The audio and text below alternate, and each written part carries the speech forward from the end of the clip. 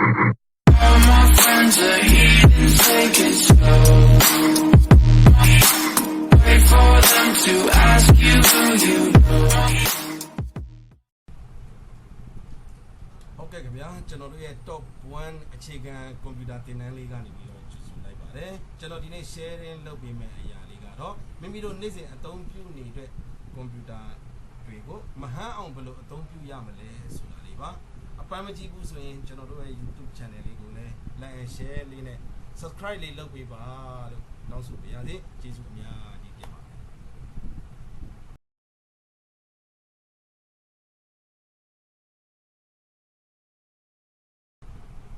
ဒါဆိုရင်အစီအစဉ်လေးစလိုက်ရအောင်နံပါတ်1အဆင့်အနေနဲ့ကျွန်တော်တို့ကွန်ပျူတာ keyboard အပေါ်မှာရှိတဲ့ window ခလုတ်လေးနဲ့ R ခလုတ်လေးကို window အပေါင်း R ဆိုပြီးတော့တွဲပြီးတော့နှိပ်ပေးလိုက်ပါအဲ့ဒီမှာကျွန်တော်တို့စာလေးတစ်တန်းကိုရေးထည့်ရမှာပါဘာစာလေးလဲဆိုတော့ RECENT เนาะ RECENT ကျွန်တော်မှာတော့ရေးထားပြီးသားရှိနေပါတယ်ရေးပြီးပြီဆိုတာ ਨੇ အန်တာလေးခောက်ပေးလိုက်ပါအန်တာလေးခောက်ပေးလိုက်တဲ့အခါကျရင်ကျွန်တော်ကွန်ပျူတာမှာရှိနေတဲ့အမိုက်လေးဒီမှာပေါ်လာပါလိမ့်မယ်အဲ့ဒီခါကျရင်အဲ့ဒီအမိုက်တွေအားလုံးကိုဟလာ all select ပေးရမှာပါ control အပေါင်း A เนาะ all select ပေးပြီးတဲ့အခါကျရင်အဲ့ဒီ select ထိထားတဲ့နေရာကိုပဲကျွန်တော်တို့က right click ထောက်ပြီးတော့ delete လေးနဲ့ဖျက်ပေးလိုက်ပါအဲ့ဒီခါကျရင်ကျွန်တော်ကွန်ပျူတာမှာရှိတဲ့အမိုက်တွေအကုန်လုံးကထွက်သွားပါပြီဒါနံပါတ်1အဆင့်ပြီးသွားပါပြီเนาะကွန်ပျူတာမှာအမိုက်ရှင်းတဲ့နည်းနံပါတ်1အဆင့်ပြီးသွားပါပြီအဲ့လိုပြီးသွားတဲ့ခါကျရင်ကျွန်တော်တို့ကဒီဘက်ထိတ်ကချက်ချီကတ်လေးကိုနှိပ်ပြီးတော့ပြန်ပြီးတော့ထွက်လိုက်ကြရအောင်ဟုတ်ကဲ့အခုနံပါတ်2ကိုနံပါတ်2အဆင့်ကိုကျွန်တော်တို့ဆက်ပြီးကြည့်ရအောင်နံပါတ်2အဆင့်ကလည်း window အပေါင်း R လေးကိုနှိပ်ပေးလိုက်ပါဒီလိုဘောက်လေးတစ်ခုကြာလာပါပြီဒီလိုဘောက်လေးကြာလာပြီဆိုရင်ကျွန်တော်တို့ဒီမှာစာလေးတစ်ချောင်းကိုရေးပေးရမှာပါဘာစာလေးလဲဆိုတော့ TEMP เนาะကျွန်တော်မှာတော့ရေးထားပြီးသားရှိနေပါတယ် TEMP ကိုရေးပြီးပြီဆိုတာနဲ့ကျွန်တော်တို့ကဘာလုပ်ပေးရမလဲဆိုတော့ enter ခောက်ပေးလိုက်ပါ enter okay အဲ့လို enter လေးခောက်ပေးလိုက်ရင်ကျွန်တော်ကွန်ပျူတာမှာရှိတဲ့အမိုက်တွေဒီမှာအားလုံးပေါ်လာပါပြီဒီအမိုက်တွေအားလုံးကိုကျွန်တော်က all select တခါတည်းပေးပြမှာပါเนาะဘယ်လိုပေးမလဲဆိုတော့ control အပေါင်း A အဲ့ဒါဆိုရင်ကျွန်တော်တို့အကုန် select ဖြစ်သွားပါပြီအဲ့ဒီ select ထိထားတဲ့နေရာကိုပဲဟလာ right click ထောက်ပြီးတော့ကျွန်တော်အနေနဲ့ delete လေးနဲ့ဖျက်ပေးလိုက်ပါဖျက်ပေးလိုက်တဲ့အခါကျရင်တချို့ file တွေဖျက်လို့မရတာရှိမယ်ကြံခဲ့မယ်เนาะအဲ့ဒီအခါကျရင်ကျွန်တော်ဒီနေရာမှာအမှန်တစ်လေးချစ်ပြီးတော့ဒီမှာဒီ skip ဆိုတဲ့ဟာလေးကိုနှိပ်ပြီးတော့ကျွန်တော်ကြော်ပေးလိုက်ပါအဲ့ဒီအခါကျရင်ကျွန်တော်ကွန်ပျူတာမှာရှိတဲ့အမိုက်တွေကုန်သွားပါပြီဒါနံပါတ်2အဆင့်ပြီးသွားပါပြီအဲ့တော့ကျွန်တော်တို့ဒီချက်ချစ်ကလေးကိုနှိပ်ပြီးတော့အပြင်ကိုထွက်လိုက်ကြရအောင်ဒီအပြင်ကိုရောက်ပြီးအခုနံပါတ်3အဆင့်ကိုကျွန်တော်တို့ဆက်ပြီးတော့ကြည့်ကြရအောင်ဟုတ်လားနံပါတ်3အဆင့်ကဘာလဲဆိုတော့ window အပေါင်း R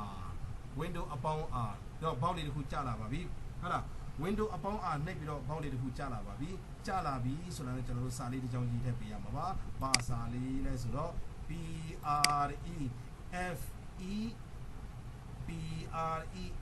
PREFETCH ဟာလားကျွန်တော်မှတော့ရေးထားပြီးသားရှိနေပါလေရေးပြီးပြီဆိုရင်ကျွန်တော်တို့ကအန်တာလေးခောက်ပေးလိုက်ပါ okay လေးနှိပ်ပေးလိုက်ပါအဲ့ဒီခါကျရင်အမိုက်တွေပေါ်လာပါပြီမိမိကွန်ပျူတာမှာရှိတဲ့အမိုက်တွေပေါ်လာပါပြီဒီအမိုက်တွေအားလုံးကိုကျွန်တော်က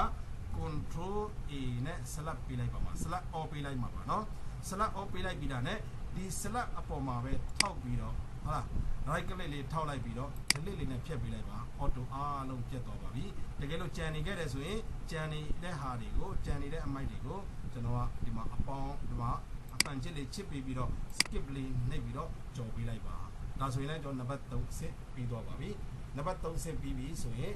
ချက်ချီကလေးကိုနှိပ်ပြီးတော့ကျွန်တော်အပြင်ကိုထွက်ပေးလိုက်ရအောင်ကဲနောက်တစ်ဆင့်ကိုထပ်ပြီးတော့ကြည့်ကြရအောင်เนาะနောက်တစ်ဆင့်ကိုထပ်ပြီးတော့ကြည့်ကြရအောင် window အပေါင်း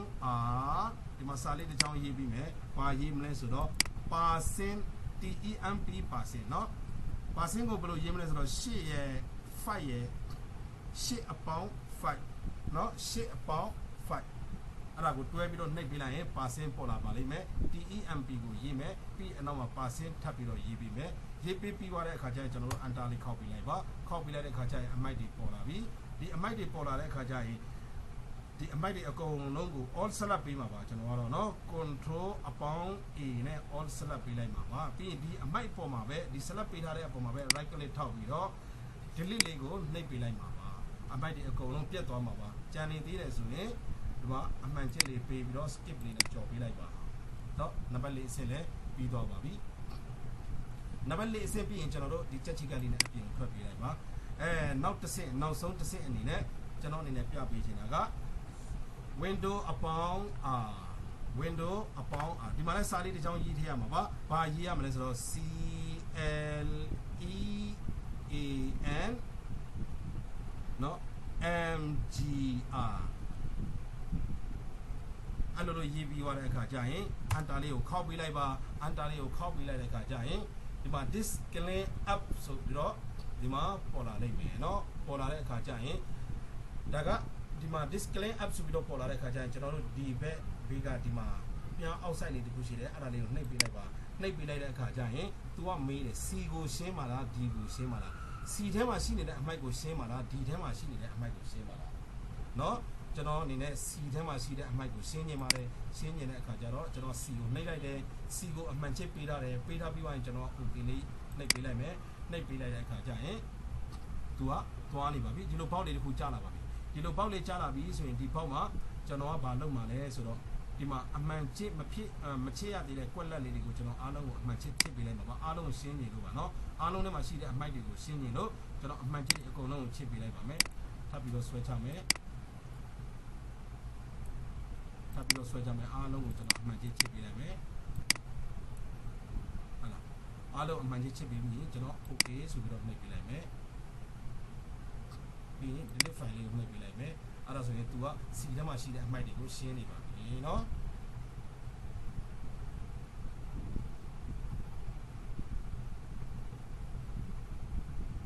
ကျွန်တော်ခဏလေးစောင့်နေပါ